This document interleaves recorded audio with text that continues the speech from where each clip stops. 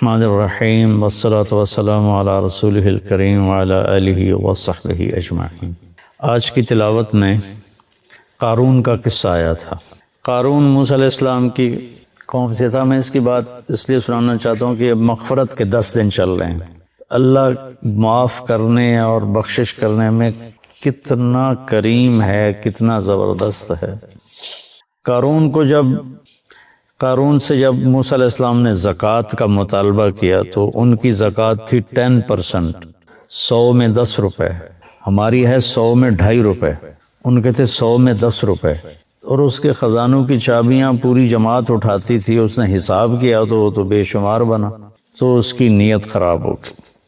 اس نے ایک عورت کو پیسے دیے موسیٰ علیہ السلام کو بدنام کرنے کے لیے، اور کہا کہ تم موسیٰ علیہ السلام پہ نہ بدکاری کی تہمت لگا دو، اور پھر اور بھی زیادہ دوں گا۔ وہ تیار ہو گئے۔ تو موسیٰ علیہ السلام واز فرما رہے تھے تو قارون کھڑا ہو گیا اور اس نے کہا کہ جو آدمی زنا کرے اس کی کیا سزا ہے؟ تو آپ نے فرمایا اس کی سزا قتل ہے، اسے سنسار کیا جائے۔ تو کہنے لگا یہ عورت کیا کہتی ہے؟ تو اس نے اٹھایا۔ اس نے جب موسیٰ علیہ السلام کے چہرے پہ نظر پڑی تو اس پہ ہیبت چھا گئی۔ تو انہوں نے فرمایا کیا کہتی ہو؟ کہا کچھ نہیں جی، اس نے مجھے پیسے دیے ہیں کہ میں آپ پہ برائی کا الزام لگاؤں۔ تو موسیٰ علیہ السلام سجدے میں گر گئے۔ تو اللہ نے فرمایا کہ جو کہے گا زمین کو تیرا حکم مانے گی۔ تو انہوں نے زمین سے کہا کہ خودی ہے، پکڑ لو اسے۔ تو اس کے پاؤں زمین میں دھنس گئے، زمین نے پکڑ لیے۔ تو قارون کو اندازہ ہو گیا میرے ساتھ کیا ہونے والا ہے۔ تو انہوں نے کہا موسیٰ مجھے معاف کر دو، غلطی ہو گئی، آئندہ نہیں کروں گا۔ موسیٰ علیہ السلام نے فرمایا اور پکڑو۔ وہ تھوڑا اور اندر چلا گیا۔ اب ایک طرف وہ مسلسل محنت کر رہا تھا، معافی دے دے، آئندہ نہیں کروں گا۔ دوسری طرف موسیٰ علیہ السلام کہتے زمین کو اور پکڑو اور پکڑو اور پکڑو۔ تو وہ یہاں تک آیا، یہاں تک آیا تو بھی محنتیں کرتا رہا، یہاں تک کہ زمین اس کو نگل گئی۔ تو یہ دنیا میں واحد ایسا مجرم ہے کہ اس جیسا جرم دنیا میں کسی نے نہیں کیا کہ نبی پر بدکاری کی تہمت لگا دی۔ تو جب وہ زمین میں چلا گیا تو اللہ نے جبریل کو بھیجا اور فرمایا کہ موسیٰ سے کہو اس نے تیری اتنی منتیں کی کہ معاف کر دے، تو نے معاف نہ کیا۔ وعزتی وجلالی لو استغاث بی لاغفہ، میری عزت کی قسم مجھے ایک دفعہ پکارتا میں معاف کر کے باہر کھڑا کر دیتا۔ یہ اس کی بخشش ہے، یہ اس کی رحمت ہے۔ موسیٰ علیہ السلام کے زمانے میں ایک نوجوان تھا، تو اس کی نافرمانی کی وجہ سے اس کو بنو اسرائیل نے اپنی بستی سے نکال دیا۔ تو جب وہ اس زمانے میں کوئی ایسے زندگی تو نہیں تھی، صرف جہاں لوگ آباد ہوتے تھے وہیں سب کچھ ہوتا تھا، باہر ویرانہ ہوتا تھا۔ تو سب نے بائیکاٹ کر لیا اس کا۔ تو اس کے جب زندگی کے اسباب، روٹی ختم، پانی ختم، تو وہ موت کے قریب پہنچ گیا۔ تو اس نے ایسے دیکھا کوئی ہے میری مدد کے لیے، پھر ایسے دیکھا کوئی ہے، چاروں طرف دیکھا کوئی نظر نہیں آیا۔ تو بے بس ہو کے اس نے آسمان کو دیکھا اور کہا یا من لا تضرہ الذنوب ولا تنقصہ المغفرہ، اے وہ ذات جسے ہمارے گناہ کا کوئی نقصان نہیں ہوتا اور معاف کر کے جس کو کوئی گھاٹا نہیں پڑتا۔ تیرے نیک بندوں سے سنا ہے کہ تو بڑا غفور الرحیم ہے، تو معافی مانگے تو معاف کر دیتا ہے۔ تو میں نے ساری زندگی گناہوں میں گزاری ہے، ابھی توبہ کرتا ہوں، مجھے معاف کر دو۔ اس کی جان نکل گئی۔ تو اللہ تعالیٰ نے موسیٰ علیہ السلام سے فرمایا میرا ایک دوست ہے جو باہر ویرانے میں مر گیا ہے، جا کے اس کے کفن دفن کا انتظام کرو، اور جو اس میں شریک ہوگا اس کی بھی بخشش ہو جائے گی۔ تو لوگ شارٹ کٹ ڈھونڈتے ہیں، سب بھاگ پڑے۔ آگے دیکھا تو وہ بدمعاش جس کو انہوں نے گاؤں سے نکالا تھا، شہر سے نکالا تھا، وہ حیران ہو کر کہنے لگے موسیٰ یہ تو وہی بدمعاش ہے جس کو ہم نے نکالا تھا، اس کی بدمعاشیوں کی وجہ سے آپ کا رب کہہ رہا ہے جو اس کے دفن میں شریک ہو اس کی بخشش ہے۔ جنازہ پہلی امتوں میں نہیں تھا، جنازہ اس امت کو ملا ہے۔ پہلی امتوں میں نماز جنازہ نہیں تھی، بس غسل، کفن، تدفین۔ اللہ نے ہمیں اپنے فضل سے یہ دولت نصیب فرمائی، اور اللہ کے نبی نے خوشخبری سنائی 40 آدمی کسی کے جنازے میں جمع ہو جائیں تو اللہ اس کی بخشش کر دیتا۔ تو یہ آپ کیا کہہ رہے ہو؟ تو موسیٰ علیہ السلام نے اللہ سے بات کہ تیرے بندے تو کہہ رہے ہیں بدمعاش ہے، تو آخی جانا میرا دوست ہے، ولی ہے، چکر کی ہے۔ تو اللہ نے فرمایا جو یہ کہہ رہے ہیں ٹھیک کہہ رہے ہیں، یہ ایسا ہی تھا جیسے یہ کہہ رہے ہیں، لیکن جب اس پر موت آئی تو اس نے دائیں بائیں دیکھا اور کوئی مدد کے لیے نظر نہیں آیا۔ پھر اس نے جب میری طرف دیکھا تو مجھے شرم آئی کہ جس کی مدد کے لیے کوئی نہ ہو اور وہ مجھے پکارے اور میں پکار پہ لبیک نہ کہوں۔ موسیٰ، اس نے اپنی بخشش مانگی، میری عزت کی قسم اس وقت پوری دنیا کے انسانوں کی بخشش مانگتا تو میں اس کی طفیل سب کو معاف کر دیتا۔ یہ اللہ کی مغفرت ہے، مغفرت کے بخشش کے 10 دن چل رہے ہیں کہ اللہ پاک کے بارگاہ میں رحمت سبقت غضبی، عرش کے اوپر لکھا ہوا ان رحمتی سبقت غضب، میری رحمت میرے غصے سے آگے ہے۔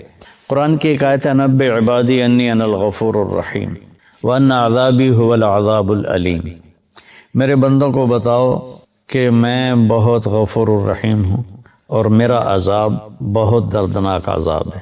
اردو ترجمے میں آپ کو دونوں طرف کی خبر برابر نظر آئے گی، لیکن یہ ایسے ہے، ایسے رحمت کی خبر اس کا وزن یہاں آ رہا ہے اور اس کے مقابلے میں پکڑ کی خبر کا وزن یہاں چلا جا رہا ہے، یہ دونوں برابر نہیں ہیں، یہ ایسے ہیں۔ اب ہم اس کو تھوڑا تھوڑا کریدتے ہیں۔ نبے، میرے بندوں کو بار بار بتاؤ، نبے اذن باب تفعیل میں تکرار ہوتا ہے، تو اللہ تعالیٰ یہ کہتا اخبر، میرے بندوں کو بتاؤ تو ہو جاتی بات، اخبر کی وجہ نبے، بار بار سنا ان کو، یہ مجھ سے ڈرے ہوئے ہیں ان کو بار بار سنا، جیسے اذن، بار اذان جو کہ بار بار ہوتی ہے تو اذن فی الناس بالحج یاتوک رجالا اذان من اللہ ورسولہ۔ تو اس پیٹرن پر جو لفظ آتا ہے اس کے اندر تکرار کا مطلب داخل ہوتا ہے، تو میرا اللہ اپنے حبیب سے کہہ رہا ہے بار بار سنا میرے محبوب، بار بار سنا۔ آگے اللہ کہتا اخبر الناس، لوگوں کو بتاؤ، یا چلو اگر خاص کرتا تو اخبر الذین آمنوا، ایمان والوں کو خبردار کر دو، خبر دے دو۔ نبے کی خوبصورتی الگ ہے، عبادی کی الگ ہے۔ اللہ نے پوری دنیا کے مشرق مسلم سب کو کہا میرے بندے ہیں، اور کہا میرے بندے ہیں، میرے میں کتنی محبت، میرا لال، میرا بچہ، میرا بیٹا۔ تو پوری دنیا کے مسلم نان مسلم کو اللہ تعالیٰ ایڈریس کر رہا ہے کہ میرے حبیب آپ کی ذمہ داری ہے کہ بار بار بتلاؤ، انسانوں کو نہیں فرمایا، مسلمانوں کو نہیں فرمایا، میرے بندے یہ سب میرے ہی ہیں، توبہ کر لیں میں ان کا انتابو فانا حبیبہم، توبہ کر لیں تو میں ان کا بہترین دوست ہوں۔ تو ایک نبے، پھر عبادی کہ یہ میرے بندے ہیں۔ میرے بندے کا کیا مطلب ہے کہ حساب میں نے لینا ہے، تم نے نہیں، تو تم میرے بندوں کو ذلیل نہ کرو، کسی کو حقیر نہ جانو، کوئی اچھا ہے یا برا ہے، کوئی ماننے والا ہے یا نہ ماننے والا ہے، یہاں تک کہ کوئی اللہ کا منکر ہے، تو اللہ تعالیٰ کہتا ہے تمہیں اجازت نہیں دے رہا کہ تم ان کو کسی طرح بھی ذلیل کرو یا حقیر جانو، یہ فیصلہ میں نے کرنا ہے، تمہارے ہاتھ میں یہ فیصلہ نہیں ہے۔ تو عبادی میں کتنی خوبصورت بات اللہ نے کہی کہ میرے بندے، میرے بندے۔ ماں کے لہجے میں کہتے ہیں نا صدقے، میں تو والی نہیں پہ آمدہ، تو میرے بندے ایک نبے، ایک میرے بندے۔ پھر انی، میں بذات خود، انا یقیناً میں ہی کیا ہوں، غفور ہوں، رحیم ہوں۔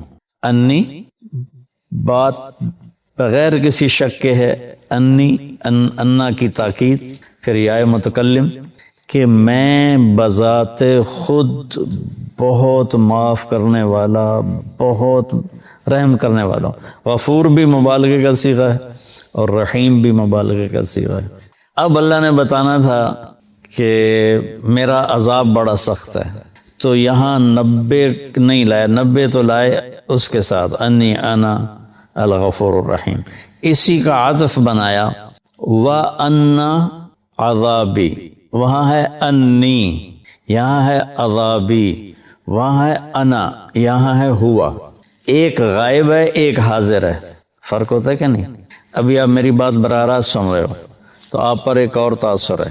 آپ جا کر میری بات آگے کسی کو نقل کرو گے تو سارا تاثر اس میں سے نکل جائے گا. صرف خبر منتقل ہوگی، تاثر منتقل نہیں ہوگا، چونکہ دیکھنے سے ایک اثر پیدا ہوتا ہے.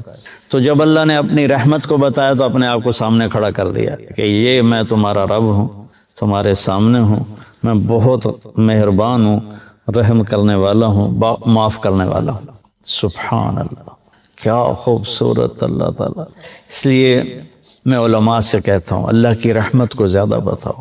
اپنے لہجوں میں کڑواہٹ پیدا نہ کرو، اپنے لہجوں میں شدت پیدا نہ کرو، اپنے آنے والے مجمع کو ڈانٹ ڈپٹ کے انداز میں مت بات کرو، محبت کے انداز میں، نرمی کے انداز میں بات کرو. تو ایک چوکٹ میں اللہ تعالیٰ کہہ رہا ہے میں بذات خود بہت مہربان ہوں. اب ہم آگے چلتے ہیں. وَأَنَّ عَذَابِي، وہاں بھی انا یقیناً کوئی شخص بالا تر نہیں کہ میرا عذاب. مضاف الیہ ایک دوسرے سے جدا چیز ہوتے ہیں. میری کتاب، کتاب اور ہے، میں اور ہوں. میری ٹوپی، میں اور ہوں، ٹوپی اور ہے. اور انی تو بذات خود ہے. اور عذابی، عذاب اور الگ چیز ہے، اللہ الگ چیز ہے. عذاب الگ چیز ہے، اللہ الگ چیز ہے. ان عذابی ہوا، پھر اس عذاب کو بھی دور کر دیا. او جڑا کھا خیالے تے بیٹھا ہے، وہ بہت دردناک عذاب ہے. هو العذاب العلیم، یہاں دو صفتیں نہیں لائے، الغفور الرحیم، یہاں ایک لائے ہیں العلیم، اور وہ بھی عذاب کی صفت ہے، اپنی نہیں بنائی. تو اللہ تعالیٰ معاف کرنے کے عنوان کو قرآن میں زیادہ طاقت سے بولتا ہے، اور پکڑنا بھی ہے. اس نے آخر شمر اور حسین کا فیصلہ نہیں کرنا اس نے، تو پکڑ بھی ہے اس کی. فرعون اور موسیٰ کے درمیان فیصلہ نہیں کرنا اس نے، تو پکڑ بھی ہے. لیکن پکڑ کو اللہ اتنی شدت سے نہیں بتاتا جتنی طاقت سے اللہ اپنی رحمت کو بتاتا ہے. تو میرے بندوں کو بتاؤ، بار بار بتاؤ کہ میں بذات خود تمہارے سامنے کہہ رہا ہوں کہ میں بڑا مہربان. اور پھر ہاں وہ جو میرا عذاب ہے نا، وہ جو میرا عذاب ہے، او تو لمبے تو پار ٹپا چھڑے، وہ جو میرا عذاب ہے نا وہ بڑا دردناک عذاب ہے. سبحان اللہ. تو بچوں خوشخبریاں سناؤ، اللہ کی رحمت سے لوگوں کو قریب کرو. ایک ٹی وی کے ایکٹر تھے بڑے پرانے، تو وہ مجھے ملنے آئے. کہنے لگے میں آپ سے اس لیے ملنے آیا ہوں کہ آپ اللہ سے ڈراتے نہیں، آپ اللہ سے ملاتے ہیں. کہ میں مولویوں سے نہیں ملتا ہوں، لیکن آپ سے ملنے آیا ہوں کہ آپ اللہ سے ڈراتے نہیں ہو، آپ اللہ سے ملاتے ہو، آپ اللہ کی طرف بلاتے ہو. کتنے راستے میں لوگ ملتے ہیں، جہاز میں پھر یہ آپ کے بیان سن کے بخشش کی امید لگ گئی. ورنہ ہم تو سوچ رہے تھے کہ ساڑھی بخشش کوئی نہیں، بخشش کی امید لگ گئی، جنت کی آس لگ گئی. تو مغفرت کا اللہ تعالیٰ کو اتنا پسند ہے کہ اللہ کے نبی کا فرمان ہے اگر تم سارے نیک بن جاؤ، گناہ کرنے چھوڑ دو، تو اللہ تم سب کو موت دے کے جنت میں ڈال دے گا. اور ایک ایسی قوم پیدا کرے گا جو گناہ کر کے روئیں گے اور معافی مانگیں گے، پھر اللہ خوش ہو کے انہیں معاف کرے گا. معاف کرنا اللہ کو ایسا پسند ہے. اللہ کی طرف سے جو اپنے بندوں کے لیے رحیم، ارحموا من فی الارض یرحمکم من فی السماء، تم زمین والوں پہ رحم کھاؤ، اللہ تم پہ رحم کھائے. دوسرا آیا سورہ وہ کیا ہے عنکبوت میں، احسب الناس ان یترکوا ان یقولوا آمنا وہم لا یفتنون، کہ کلمہ پڑھنے کے بعد تم آزمائے نہ جاؤ، یہ خیال دل سے نکال دو. وَلَقَدْ فَتَنَّ الَّذِينَ مِن قَبْلِكُمْ فَلَيَعْلَمَنَّ اللَّهُ الَّذِينَ صَدَقُوا وَلَيَعْلَمَنَّ الْكَاذِبِينَ. تو اللہ تعالیٰ یہاں پوری آیت کا خلاصہ یہ ہے کہ اللہ فرما رہے ہیں کہ جب تم مجھے مانو گے نا کہ ہاں ہم مان گئے تو ایک اکیلا ہے، تیرا کوئی شریک نہیں، اور محمد صلی اللہ علیہ وسلم تیرے رسول ہیں، تو پھر میں تمہیں آزماؤں گا. اس کے لیے جو لفظ استعمال کیا نا وہ ہے فتنہ، یفتنون. فتن کہتے ہیں سونا پگھلانا. فتان عربی میں سنار کو کہتے ہیں، گولڈ سمتھ جس کو ہم انگریزی میں کہتے ہیں. سنار کو عربی میں فتان کہتے ہیں، سونا کو پگھلانے والا. بعض چیزوں کی میل کچیل دور ہو جاتی ہے پانی سے، پیٹرول سے صاف ہو جاتے ہیں. بعضی چیزیں ایسی ہوتی ہیں جن کے میل اندر گھسی ہوتی ہے، وہاں پانی نہیں پہنچتا، پیٹرول نہیں پہنچتا، اس کو پھر پگھلانا پڑتا ہے۔ جو دھاتوں کے اندر میل ہے وہ پانی سے نہیں دھلتی۔ لوہے میں اندر زنگ پھنسا ہوا ہے، سونے میں کھوٹ۔ میں نے ایک دفعہ پورا پروسیس دیکھا تھا سونار کے پاس بیٹھ کر کہ اس نے سونے کی ٹکی کو پگھلایا، پھر اس میں سے کھوٹ کو الگ کیا، خالص کو الگ کیا۔ یہ سارا میری آنکھوں دیکھا ہے۔ تو جو دھات ہوتی ہے وہ پانی سے نہیں صاف ہوتی، اس کو آگ میں ڈالنا پڑتا ہے۔ جب وہ اس کے اندر مساموں میں آگ جاتی ہے تو وہ پگھل کر کھوٹ کو الگ کر دیتی ہے، وہ آگ اور خالص کو الگ کر دیتی ہے۔ تو انسان دو چیزوں سے بنا ہے، ایک جسم سے، ایک روح سے۔ تو جسم پر جو آنے والے حالات ہیں ان کی مثالیں پانی سے دھل جاتے ہیں، وہ ظاہری اسباب سے دور ہو جاتے ہیں، لیکن جو روح پہ حالات آتے ہیں اللہ کی طرف سے ناگواری کے، یہ وہ ہیں جو سونے کو پگھلا کے اندر سے کھوٹ نکالنا۔ جب تک اس کے اوپر اللہ کی طرف سے آزمائش نہیں آتی، اللہ ہم سب کی حفاظت فرمائے، اس وقت تک وہ خالص نہیں بنتا۔ جب تک وہ اس بوجھ کو برداشت نہیں کرتا اللہ کی رضا کا۔ وَإِذ زَاغَتِ الْأَبْصَارُ وَبَلَغَتِ الْقُلُوبُ الْحَنَاجِرَ وَتَظُنُّونَ بِاللَّهِ الظُّنُونَ هُنَالِكَ ابْتُلِيَ الْمُؤْمِنُونَ وَزُلْزِلُوا زِلْزَالًا شَدِيدًا۔ جب تمہاری آنکھیں پھٹ گئیں اور کلیجے اچھل کے منہ کو آ کے، صحابہ کو اللہ کہہ رہا ہے جنگ خندق میں کہ تم اتنی مشقت میں آئے کہ آنکھیں پھٹ گئیں، اور تم کہنے لگے اللہ ہے بھی صحیح۔ متى نصر اللہ الا ان نصر اللہ قریب۔ تو یہ دنیا آئیڈیل ہوم نہیں ہے۔ لوگ اسے آئیڈیل ہوم بنانے کے چکر میں بڑے بڑے محل بناتے ہیں، بڑی بڑے آرام کی شکلیں بناتے ہیں، اپنے آپ کو تسکین دینے کے لیے کروڑوں اربوں ڈالر کی کشتیاں بنواتے ہیں، اس میں بیٹھ کے وہ سمندر کی سیر کو نکلتے ہیں۔ لیکن 100 بار چمن مہکا، 100 بار بہار آئی، دنیا کی وہی رونق، دل کی وہی تنہائی۔ اندر وہ خالی ہوتا ہے، وہاں کچھ ضرب لگانے کی ضرورت ہے۔ وہ جب آدمی اللہ کی اطاعت میں اپنے آپ کو جما کے چلتا ہے اور اس کے روح پر حالات آتے ہیں تو وہ پھر ایسے نکھر کے صاف ستھرا ہو کے، کیونکہ جنت صاف ستھرے لوگوں کی جگہ، اس لیے جو ایمان والے کبیرہ گناہ کرتے مر گئے ان کو جہنم میں ڈال کے پگھلایا جائے گا، کھوٹ ان کا نکالا جائے گا، کھوٹ نکال کے پھر جب وہ خالص ہو جائیں گے پھر جنت میں ڈال دیا جائے گا۔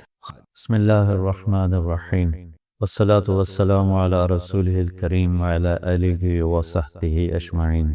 سارے علم کا جو خلاصہ ہے وہ اللہ کی پہچان ہے۔ فَاعْلَمْ أَنَّهُ لَا إِلَٰهَ إِلَّا اللَّهُ۔ یہاں واو کی بجائے فا ہے، جس سے غالباً یہ مطلب نکلتا ہے کہ سب سے پہلے یہ جانو کہ اللہ ایک ہے اور اس کے سوا کوئی معبود نہیں ہے۔ تو اللہ کو جاننا، اللہ کی پہچان، یہ علم کی انتہا ہے۔ جو اپنے علم سے اللہ کو پا گیا، پہچان گیا، وہ کامیاب ہوا ہے۔ جس نے اللہ کو نہیں پہچانا، اس کے پاس جو بھی علم ہے جس شکل میں بھی ہے وہ مردود ہے۔ تو قرآن اللہ کا تعارف کراتا ہے بڑے خوبصورت انداز۔ مولانا الیاس صاحب رحمۃ اللہ علیہ جب دعوت کا کام شروع کیا تو اللہ کے تعارف سے بات شروع کی۔ جو پہلے علماء، صالحین، صوفیاء، اکابر جو واعظ و نصیحت فرما رہے تھے وہ فوکس فرماتے تھے اعمال پر۔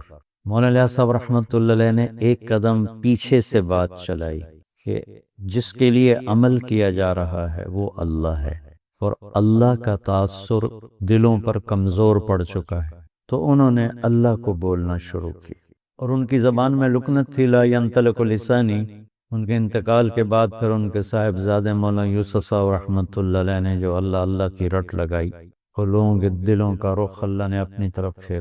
تو انبیاء کی بھی پہلی محنت جو ہوتی ہے وہ لا الہ الا اللہ ہوتی ہے۔ جب اللہ کا یقین، اللہ کا تعارف مکمل تو خیر موت تک نہیں ہو سکتا، لیکن اتنا کہ جو دلوں پر اثر انداز ہو جائے تو پھر آگے احکام، اعمال کا کرنے کی کیفیت تبدیل ہو جاتی۔ حضرت عائشہ رضی اللہ تعالیٰ عنہ کا فرمان ہے اگر قرآن ایک دم اترتا تو لوگ انکار کر دیتے، تو پہلے دلوں کو نرم کرنے والی آیات، توحید، رسالت، آخرت، جنت، جہنم، یہ آیات آئیں، اس سے دل نرم ہوئے۔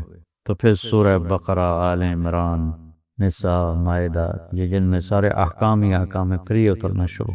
تو تیسرے پارے میں ایک آیت ہے، آیت الکرسی، یہ اللہ کا، اس کو اعظم آیتن کہا جاتا، اطول نہیں، اعظم۔ اطول تو ہے اذا تداینتم بدین الی اجل مسمی، یہ اعظم آیتن فی القرآن ہے کہ اس میں اللہ کے نام کا تکرار ایک آیت میں، ابھی میں آپ کو گن کے سناتا ہوں کہ کتنا ہے۔ اس کو ایک روایت میں آتا ہے کہ سارے آسمانی کلاموں کا سردار ہے قرآن، سارے آسمانی کلام کتابیں ان کا سردار ہے قرآن، اور قرآن کی سردار ہے سورہ بقرہ، اور سورہ بقرہ کی سردار ہے آیت الکرسی۔ میں دوبارہ سناتا ہوں، ساری آسمانی کتابوں کا سردار ہے قرآن، اور قرآن کی سردار ہے سورہ بقرہ، اور سورہ بقرہ کی سردار ہے آیت الکرسی۔ یہ اعظم آیات، اذا تداینتم بدین اطول آیات، فمن یعمل مثقال ذرۃ خیرا یرہ ومن یعمل مثقال ذرۃ شرا یرہ۔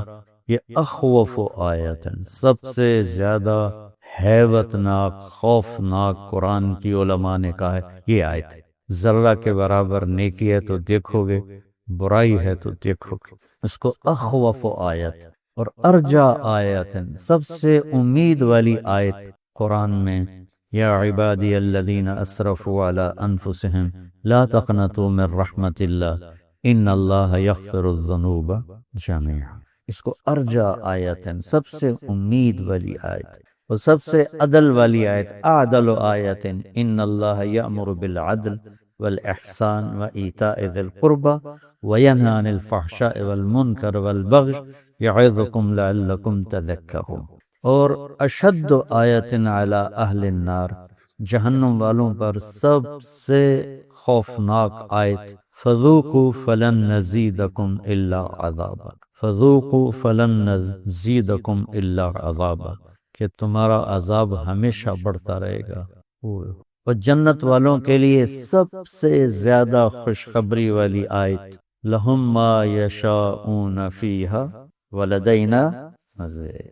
ادھر لن نزیدکم، ادھر مزید، دونوں جگہ ایک ہی مصدر اور ایک ہی مادہ استعمال کیا گیا ہے کہ فلن نزیدکم الا عذابا، اور لہم ما یشاءون فیہا۔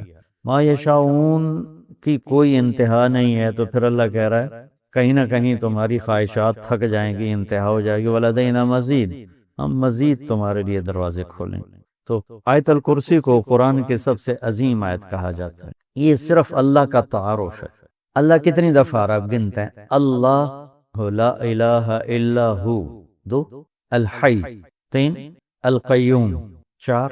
الحی اور القیوم میں جو ضمیر ہے وہ 6، لا تاخذہ ہو ضمیر 7، سنۃ ولا نوم، لہو ما فی السماوات وما فی الارض، لہو کی ضمیر 8، من ذا الذی یشفع عندہ 9، الا باذنہ ہی ضمیر 10، یعلم کے اندر ضمیر 11، من علمہ 12، الا بما شاء 13، کرسیہ ہو 14، ولا یعودہ 15، حفظ کے اندر ضمیر 16، وہو 17، العلی 18، العظیم 19۔ ایک چھوٹی سی آیت میں 19 دفعہ، اور اگر العلی العظیم کی 2 ضمیریں نکالیں تو 21۔ ایک اتنی ساری آیت میں 21 دفعہ اللہ اپنی ذات کو بیان فرما رہا ہے۔ ہم اللہ کو جانتے ہیں عقلاً، ابھی اللہ کی محبت دل کے تاروں پہ نغمہ بن کے نہیں چھڑی، صرف ہم فقہی، اصطلاحی اور قانونی طور پر اپنے اللہ کو پہچانتے ہیں، اور یہ بھی ایمان کا درجہ ہے، کوئی شک نہیں۔ لیکن جو ایمان کا درجہ مطلوب ہے، اذا ذکر اللہ وجلت قلوب، کہ اللہ کا نام آئے تو دل کی دنیا ہی بدل جائے۔ جمی گویم مسلمانم بلرزم، کہ دانم مشکلات لا الارا۔ اللہ تعالیٰ اقبال کی قبر روشن کرے۔ یقین مثل خلیل آتش نشینی، یقین اللہ مستی خود گزینی، سنے تہذیب حاضر کے گرفتار، غلامی سے ہے بدتر بے یقینی۔ اچھا، اس کو ایک اور طرح ہم دیکھتے ہیں جو کہ قرآن کا حسن ہے، اور قرآن کی کہ جو میں کہتا رہتا ہوں، میں تو نہ وہاں تک پہنچ سکا، تمہیں پہنچا ہوا دیکھنا چاہتا ہوں، اپنے خوابوں کی تعبیر تمہارے اندر ڈھونڈتا ہوں، کہ تم قرآن کی خوبصورتی کو نکالو، لوگوں کے سامنے لاؤ کہ کیسا حسین کلام ہے، کیسا خوبصورت کلام ہے۔ اللہ لا الہ الا ہو، اللہ اپنا تعارف کروا رہا۔ الحی القیوم، ہمیشہ زندہ، ہمیشہ قائم۔ لا تأخذہ سنۃ ولا نوم، لا ینأس ولا ینام تو نہیں کہا، چونکہ وہ طاقتور مفہوم لا ینام میں نہیں پیدا ہوتا۔ لا ینام میں نفی نہیں ہے کہ نیند سے پاک ہے، لا ینام میں یہ احتمال ہے، نیند آتی ہے کنٹرول کر لیتا ہے، اونگ آتی ہے کنٹرول کر لیتا ہے۔ لا تأخذہ کے اندر نفی ہے کہ وہ نیند سے پاک ہے اور وہ اونگ سے پاک ہے، اور کوئی اس کے سامنے دم نہیں مار سکتا اس کی اجازت کے بغیر، اور وہ آگے بھی جانتا ہے پیچھے بھی جانتا ہے، جتنا وہ چاہتا ہے اتنا اپنے علم میں سے دیتا ہے۔ اس کی کرسی نے زمین آسمان کو گھیرے میں لیا ہوا ہے، اس سب کو کی حفاظت اس کو تھکاتی نہیں، اور وہ بلند ہے، عظیم ہے۔ ٹھیک ہو؟ اب ذرا ان جملوں میں آپ غور کریں کہ یہ آپس میں جڑے ہوئے کیسے ہیں۔ الحیش القیوم، یہ آخری جملہ العلیج العظیم، یہ دونوں آپس میں جڑے ہوئے ہیں۔ الحی القیوم، العلیج العظیم، غور کرنا۔ لا تأخذہ سنۃ ولا نوم، لا یعودہ حفظہما، یہ آپس میں جڑے ہوئے ہیں، ایک مفہوم دے رہے ہیں۔ ٹھیک ہے، لا تأخذہ سنہ ولا نوم، اور ادھر لا یعودہ حفظہما۔ کوئی سمجھ میں ابھی آ رہا ہے کہ نہیں؟ جوڑ سمجھ میں آ رہا ہے؟ لہو ما فی السماوات وما فی الارض، یہ جڑا ہوا ہے وسع کرسیہ السماوات والارض، کہ دونوں ایک مفہوم دے رہے ہیں۔ زمین اس کی، آسمان اس کا، اس کے تخت نے زمین آسمان کو گھیرے میں لیا ہوا ہے۔ تو یہ اوپر والا جملہ اور یہ جملہ آپس میں جڑے ہو کہ نہیں جڑے ہیں؟ اچھا، من ذا الذی یشفع عندہ الا بإذنہ ولا یحیطون بشیء من علمہ الا بما شاء، یہ دونوں آپس میں جڑے ہوئے ہیں۔ ٹھیک ہے، اچھا، یہ ایسا جوڑ کیسے بٹھا دیا اللہ تعالیٰ نے؟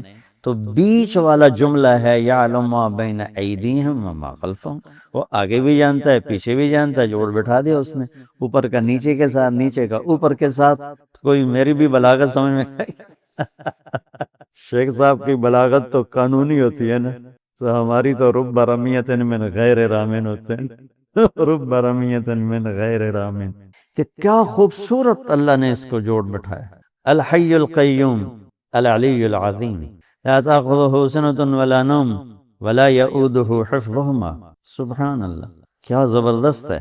لہو ما فی السماوات وما فی الارض وسع کرسیہ السماوات والارض، من ذا الذی یشفع عندہ الا بإذنہ ولا یحیطون بشیء من علمہ الا بما شاء۔ تو یہ بیچ میں ہے یعلم ما بین ایدیہم وما خلفہم، تو یہ خوبصورت، یہ سارا قرآن ہی ایسے ہے۔ تو اللہ سے تم مانگو، اللہ تمہیں وہ ذوق سلیم دے کہ تم قرآن کے حسن کی نقاب کشائی کر سکو۔ ابھی تک صرف ترجموں میں اٹکے ہوئے ہیں ہمارے علماء، بہت کم ہیں جو اس معیار تک پہنچتے ہیں جہاں جا کر انسان کی عقل حیرت میں ڈوب جاتی ہے، گم ہو جاتی ہے کہ اللہ اکبر، اللہ اکبر۔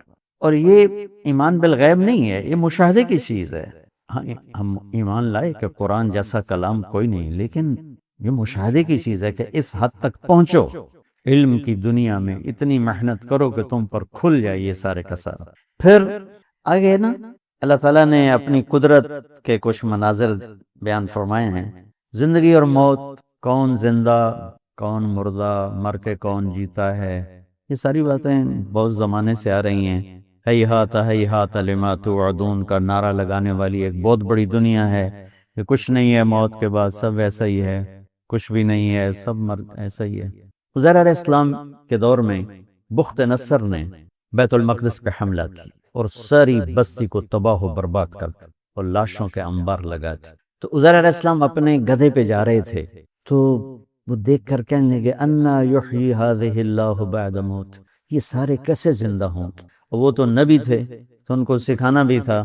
تو چلتے چلتے تھکاوٹ محسوس ہوئی، بھوک لگی، تو گدھے پہ سوار تھے، ایک کھنڈر سا تھا، وہاں درخت کے نیچے گدھے کو باندھا اور ٹوٹے ہوئے کھنڈر کی دیوار پر یوں ٹیک لگائی، روٹی نکالی اور اس کو توڑ کے پیالے میں ڈالا، انگور ساتھ تھے ان کو رومال میں ڈال کے ان کو نچوڑا، تو روٹی کے اوپر انگوروں کے رس کو نچوڑا تو وہ اس میں تر ہو گئی، تو تھوڑی دیر یہ روٹی رس میں بھیگی رہے تاکہ نرم ہو جائے، پھر کھاؤں گا، اس خیال سے اس چھوٹی دیوار سے یوں ٹیک لگائی، اور آگے ایک چھوٹی سی اس دیوار تھے اس پر یوں ٹیکا، اور یہاں تھے اور اللہ نے جان نکالی، فَأَمَاتَهُ اللَّهُ مِائَةَ عَامٍ۔ اب انگور کے رس کے رچ جانے کے انتظار میں یوں کہ اور جان گئی، 100 برس کے بعد اللہ نے اٹھایا، کم لبثت؟ قال یوما، ایک دم نکلا ایک دن، پھر سورج دیکھا تو کوئی ڈھل گیا تھا، نہیں بعد یوم، قال بل لبثت 100 عام، نہیں عزیر تو 100 سال زندہ رہا ہے۔ یا اللہ 100 سال، وہ کیسے؟ اپنا کھانا دیکھو ذرا، الی طعامک و شرابک لم یتسنہ، انگور کی شراب سب سے اعلیٰ شراب بنتی ہے کہ وہ بہت جلدی جھاگ چھوڑتا ہے، خمیر بن جاتا ہے، تو 100 برس کے بعد دیکھا تو روٹی تازہ، انگور کا رس اس میں تازہ اور وہ نرم پر بھری ہوئی پڑی ہے، اور روٹی نرم، پانی ویسے، انظر طعامک و شرابک لم یتسنہ، تو دیکھ ذرا تیرا جو پانی اور پینا ہے، کھانا ہے، وہ تو بالکل ٹھیک ہے، لیکن تیرا گدھا کدھر ہے؟ یہ تو کوئی نہیں ہے، دیکھ میں اسے کیسے زندہ، انظر الی العظام کیف ننشزها ثم نکسوها لحما، ابھی دیکھ میں کیا کرتا ہوں۔ تو اللہ تعالیٰ کا جو امر آیا تو زمین پہ جو اس کو جو مٹی بن چکی تھی ہڈیاں، وہی ہڈیاں بن کے زندہ ہو گئیں اور ڈھانچہ بن گئے، اس کے اوپر گوشت چڑھا، اس کے اوپر یہ سارا پروسیس عزیر علیہ السلام نے آنکھوں سے دیکھا، سارا گدھا مکمل ہوا۔ پھر تیسرا واقعہ اللہ تعالیٰ نے ابراہیم علیہ السلام کا سنایا کہ یا اللہ تو مردے زندہ کیسے کرے گا؟ قال اولم تؤمن قال بلا ولکن لیطمئن قلبی، اطمینان قلب کے لیے چاہتا ہوں۔